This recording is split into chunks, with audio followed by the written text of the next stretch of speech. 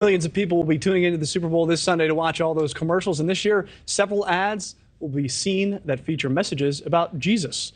One of the commercials, part of a campaign called He Gets Us, is already causing controversy. Devout Christian and Hobby Lobby CEO David Green is a major donor for the $20 million Super Bowl ad, and producers say it's all part of a multi-year national campaign aimed to raise the respect and relevance of Jesus Christ himself. Let's bring in the Thinking Atheist podcast host, Seth Andrews. Thank you for joining us. And Seth, what's the big deal here? Why would anybody care if there are commercials about Jesus on during the Super Bowl? You know, I'm an atheist activist. I was an evangelical for decades, and I didn't blink when I heard about the ads themselves. You know, it's a private ad campaign. They have the right to run wherever they want. But I have become interested in the money players, you know, the millions and millions of dollars and, you know, the Hobby Lobby people behind it.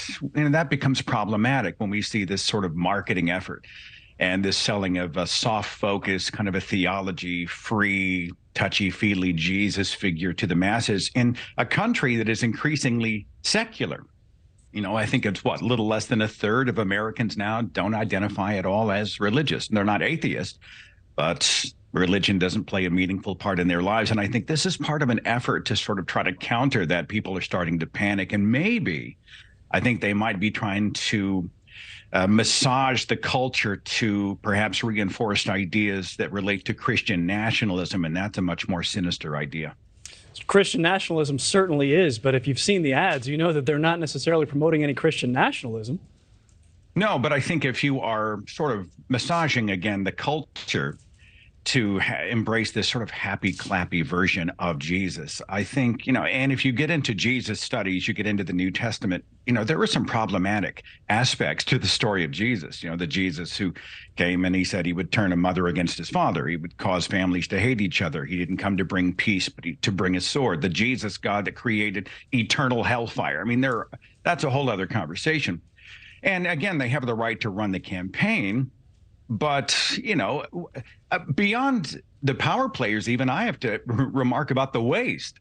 You know, I think about it. You know, instead, if Jesus, the best version of Christ, exists, and he saw this campaign running, I have a feeling he would go to Steve Green and Hobby Lobby and all the money people, and he'd say, why aren't you feeding poor people? Why aren't you building shelters? Why aren't we aiding the people in Turkey and Syria? Why aren't we alleviating suffering in a tangible way instead of telling people ideas about Jesus that they kind of already know about? I think if you're Christ the Green himself family, would condemn though, and it. they are doing a lot of the things, the philanthropic things you describe, can't you just do them all, especially if you have plenty of money like they seem to?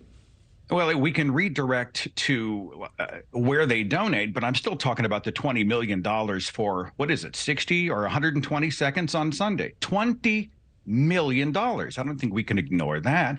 There must be better way to use the money than to show black and white photos with, you know, lovely music and a beautiful sort of calorie-free message about a cultural Christ. I don't know. I'm not convinced that Christ himself would have endorsed this campaign. Yeah, that's an interesting take, and we appreciate it. That's why we had you on. That's Seth Andrews, host sorry, say the name of your podcast, and don't let me screw it up. Yeah, no worries. thethinkingatheist.com. All right. Thank you very much, Seth. Thank you for watching. Go to newsnationnow.com to find NewsNation on your television provider. And don't forget to click the red subscribe button below to get more of NewsNation's fact-driven, unbiased coverage.